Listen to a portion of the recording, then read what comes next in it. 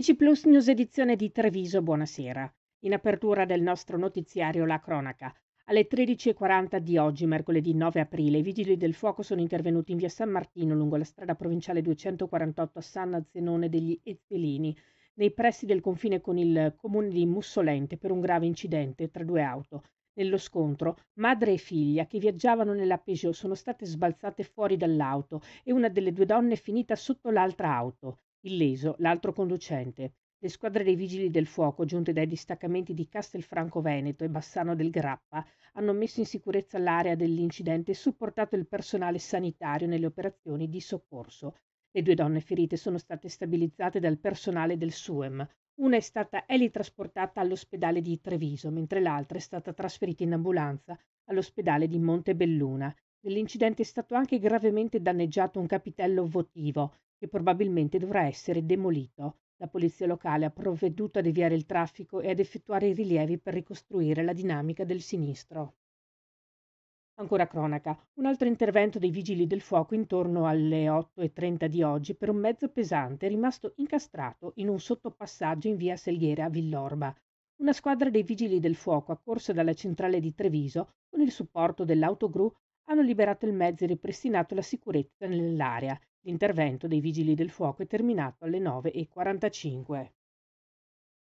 Parliamo di sanità. Esprimo grande soddisfazione ma anche sollievo per l'esito dell'udienza che ieri ha completamente scagionato l'autista dell'ambulanza che nel febbraio 2024 aveva investito un pedone durante il trasporto d'urgenza di un paziente in rianimazione all'ospedale di Conegliano, provocando purtroppo il decesso del pedone. Commenta Guerrino Silvestrini, dirigente regionale Nursing Up Veneto. Il fatto è accaduto a Conegliano.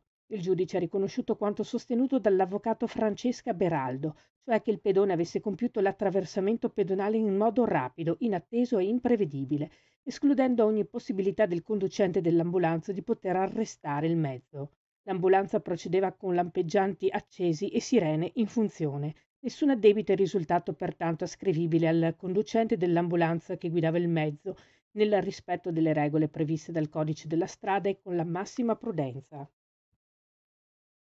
Cambiamo argomento. Il 12 aprile in piazza Rinaldi, allestita con un bosco urbano in occasione dell'anno di Treviso Città Green Leaf, saranno consegnate le prime buste contenenti i nuovi buoni Bike to Work IPA marca trevigiana da 10 euro da spendere nei negozi aderenti. Gli aventi diritto sono oltre 900 cittadini ed i buoni immaturati che possono ora essere ritirati e usati superano i 50.000 euro totali. La seconda edizione del progetto Bike to Work IPA marca trevigiana, avviata il 21 ottobre 2024, è stata monitorata per 4 mesi e a fine febbraio 2025 i dati mostrano che sono stati percorsi con mezzi sostenibili oltre 455.000 chilometri, con un risparmio di 68.000 kg di CO2, pari a oltre 3.400 nuovi alberi piantati. La nuova edizione del progetto ha voluto raccogliere i feedback di cittadini, amministratori e stakeholder, dando avvio alla registrazione dei percorsi casa al lavoro il 21 ottobre 2024 in modo da raccogliere le adesioni di chi, anche nei mesi invernali, ha optato per scelte più sfidanti, evitando l'uso di mezzi motorizzati e riducendo il valore economico per chilometro. Si chiude qui il nostro notiziario. Grazie per essere stati con noi. Arrivederci.